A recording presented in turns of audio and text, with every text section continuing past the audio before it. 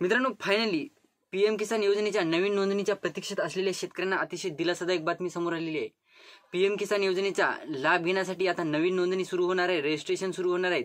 तर ते रजिस्ट्रेशन कधीपासून सुरू होणार आहे, त्याचबरोबर यासाठी पात्र कोण असणार आहे, तुमचे जर हप्ते पेंडिंग असतील तर तुम्ही आता जर तुमचं नंतर हप्ते आले नसतील तर तुम्हाला आता नवीन रजिस्ट्रेशन करायची गरज आहे का, त्याविषयीची सविस्तर माहिती आपण आजच्या व्हिडिओमध्ये क्लिअर करण्याचा प्रयत्न करणार आहोत। तत्पूर्वी जर चॅनलवर नवीन असाल तर चॅनलला सबस्क्राईब करा आणि जे समोरील बेल आयकन बटन आहे ते दाबायला विसरू नका।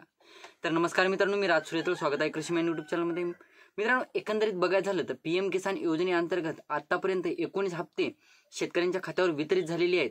एकंदरीत बघायचं झालं तर 19 हप्त्याचे 38,000 रुपये शेतकऱ्यांना आता मिळालेले आहेत आजपर्यंत। आता 20व्या हप्त्याची शेतकरी प्रतीक्षा करत आहेत।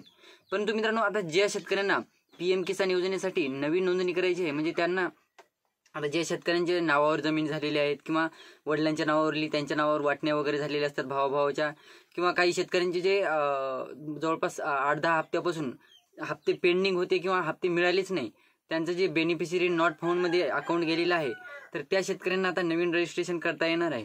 आता 15 एप्रिलपासून ही नवीन नोंदणी नवीन रजिस्ट्रेशन सुरू होणार आहे। त्यासाठी मित्रांनो, तुम्हाला तुमचं आधार कार्ड असणं आवश्यक आहे, त्याचबरोबर फॅमिलीतलं तुमच्या वाईफचं आधार कार्ड, तुमच्या मुलांचे आधार कार्ड, त्याचबरोबर तुमचं राशन कार्ड असणं आवश्यक आहे यासाठी नवीन नोंदणीसाठी। त्यानंतर तुम्हाला 7/12 होल्डिंग असणं आवश्यक आहे।